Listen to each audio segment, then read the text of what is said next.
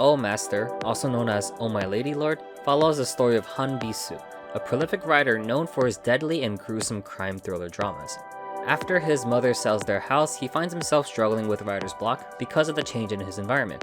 He sneaks into his old house and finishes his script, only to get caught by the current house owner Oh Ju-in, an actress who was previously turned down by Han Bisu for his upcoming show. The two strike a deal, allowing him to stay in her house, but in return he must call her Ju-in Nim, his master. This show started off with a bit of controversy, involving a scene with our two leads and a shot that only used an emoji to cover the parts. What was supposed to be a comedic moment ended up stirring a lot of concern for the actors and the show's image. However, even though they removed that particular shot in that scene, it didn't seem to affect the views too much, as the show would continue into a downward trend until near the end where it picks up once more. The show has an average viewership rating of 1.6%, with the lowest being 0.9%. So is this show that bad? No, it's actually not, but I can see why though. This show is a combination of romantic comedy and slice of life sprinkled with a bit of fantasy elements. The first half of the show is mainly slice of life as it deals with family and personal issues, but the second half deals with romance. However, a lot of viewers who like romance probably won't like how this drama handles it. So, should you check out Oh Master?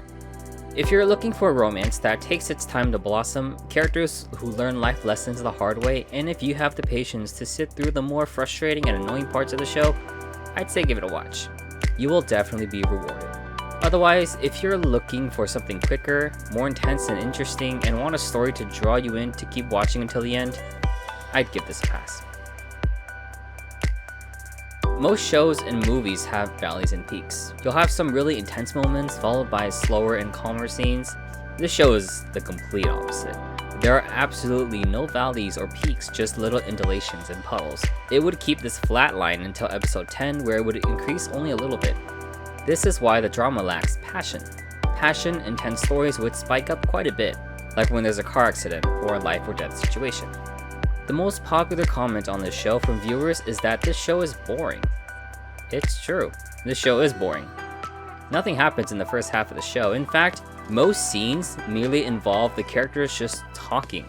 Their conversations don't really say much, and sound like conversations you would have with people in real life.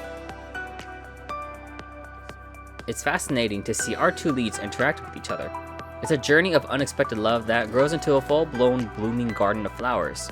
When you see them together talking, laughing, and playing, they have a spark and connection that would even make Romeo and Juliet envious. Even you can tell that the second male lead has no chance.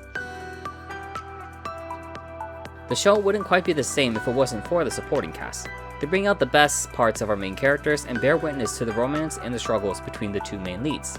They are honest with them and support their decisions whenever they can, but I think the biggest award goes to the two mothers of our main leads. They carry a lot of weight and regrets and use those life lessons to give them insight and wisdom.